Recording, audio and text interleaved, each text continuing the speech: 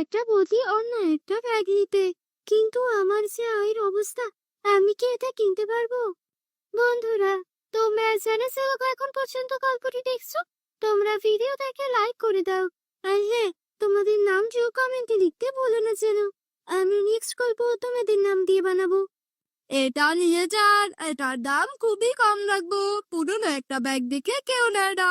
একবার এক বুড়ি এই ব্যাগটা মাত্র 500 টাকাতে আমাকে দিয়ে গেছে। আমি ভেবেছি এটা অনেক লাভ করে বিক্রি করব, কিন্তু এখন দেখি পুরনো ব্যাগ বলে কেউ নিতে চায় না। অনেক পুরনো ডিজাইন আমার দোকানে পরে পরেও নষ্টই হচ্ছে। দাম তো আর বাড়বে না, আরো কমবে। ভাই, আমি যে মাত্র 200 টাকা সাথে করে এনেছি, বাকি টাকা আপনাকে আমি যদি আগামী সপ্তাহে দেই, আপনার কোনো সমস্যা নেই তো? আমি তো এখানেই থাকি, আমার বাড়ি এই কাছেই। আরে হ্যাঁ হ্যাঁ, আমি চিনি আপনাকে। আমার বউ তো আপনার কাছ থেকেই জামা সেলাই করে। অনেক সুন্দর জামা সেলাই করেন আপনি। নিয়ে যান, সমস্যা নেই, টাকা দিয়ে যেন। তারপর ব্যাগ কিনে মারিয়া বাড়িতে চলে আসে আর ব্যাগের দিকে তাকিয়ে বলতে থাকে, আজকে সামর্থ্য নেই বলে একটা পুরনো ব্যাগ বাড়িতে আনতে হলো। অথচ আমি আমার স্বামীর সঙ্গে কত স্বপ্ন দেখেছিলাম, দুইজনে মিলে কত সুন্দর করে বাড়িটা সাজাবো। এখন আমার স্বামীর চিকিৎসার টাকা, শ্বশুর শাশুড়ির চিকিৎসার টাকা জোগাড় করতেই আমাকে হিমশিম খেতে হয়। তবুও ভালো আমি একটা ভালো শ্বশুর বাড়ি তো পেয়েছি ভাগ্য করে।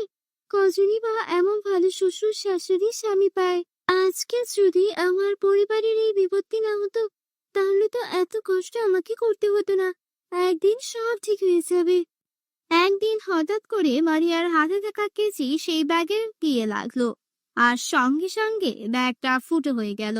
সঙ্গে সঙ্গেই সেই ব্যাগ থেকে বেরিয়ে আসে খুব সুন্দর একটা লাল টকটকে পরী। পরীটা বলতে শুরু করে, এটা সোনা ও রূপার ব্যাগ। তুমি কি জানতে না? তুমি কি জানো যে তুমি আমার প্রাণ বাঁচিয়েছো? আমি বহু বছর ধরে এই সোনা ও রূপার ব্যাগে বন্দি হয়ে গেছি। এই সোনা ও রূপার ব্যাগটা এক বুড়ি তান্ত্রিকের। সেই বুড়ি তান্ত্রিক আমাকে জাদু মন্ত্র করে এই সোনা ও রূপার ব্যাগে বন্ধ করে রেখেছে। শুধু আমি না, আমাদের পরিবার